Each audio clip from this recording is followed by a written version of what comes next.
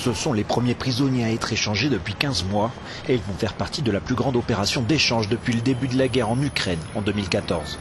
Kiev va procéder à la libération de 260 personnes détenues dans ces prisons. Côté rebelle, le chiffre de 70 est avancé. Et c'est l'ensemble des territoires tenus par les combattants pro-russes qui sont concernés, la République autoproclamée de Lugansk et celle de Donetsk.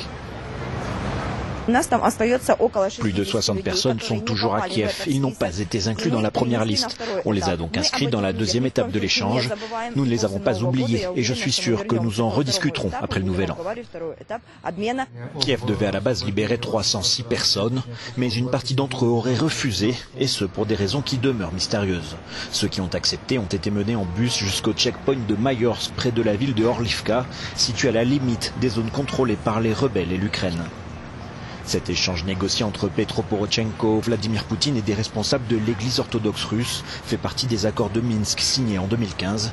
Depuis le début de la guerre, l'ONU estime que près de 10 000 personnes sont mortes lors des combats dans les régions de l'Est du pays.